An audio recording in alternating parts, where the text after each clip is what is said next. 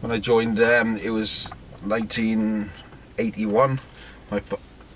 My father had 5 kids. I was second eldest.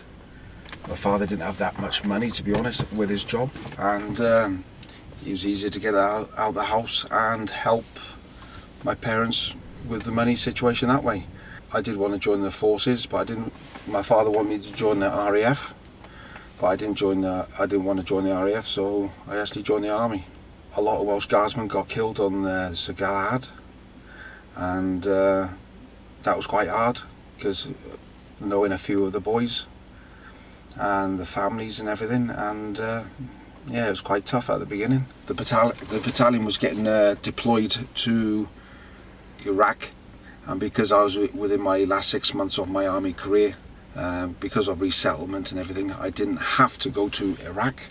They offered me to go for a month so I can get my medal, but then what job can I get in Civi Street with an Iraq medal? So I said no. My prime job before the boys were getting deployed to Iraq was driver training, teaching them up all on the armoured vehicles and everything before they went. Once you're not working and things like that, you know, your time was your own, going on the pub, enjoying yourself as a young single man as you do.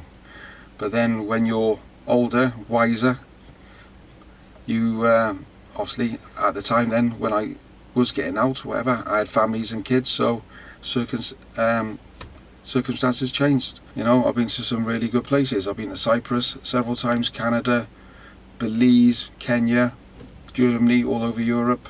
You know, I've seen the world. Another good thing is your mates. You know, once you got your mates, especially in the forces, you work together, live together, sleep together, and compared to Civi Street, yeah, it's a lot better. You know, we go on tours to like Bosnia and things like that, Iraq, Afghanistan, and you got no choice. You've got to go and do it. It's what the government says you got to do. You got to do. Once you finish the tour, fantastic. Your morale's high. You can't wait to get back to see the wife and kids. Biggest regret is not buying a house earlier in my younger life, because obviously I got out then at 40, and then we had to find somewhere to live. So trying to get a mortgage at 40 doesn't help, and especially when you got, you know, I'm not going to finish in my payments on the mortgage until I'm 65. So chances of an early retirement, I don't think I will. In life and army life is so much more disciplined. You know what you're doing and everything, and where Civi Street, there's no discipline. Where I'm working at the moment is just no discipline and just no routine. At the moment, my job I'm in now is I could work 15-hour shifts, where in the army, you know, you can work a 12-hour shift and then you know what you're doing. But because of this job, you just don't know what you're doing from one job to the next. So to be honest, the hours are a lot longer than what I'll be doing in in the army.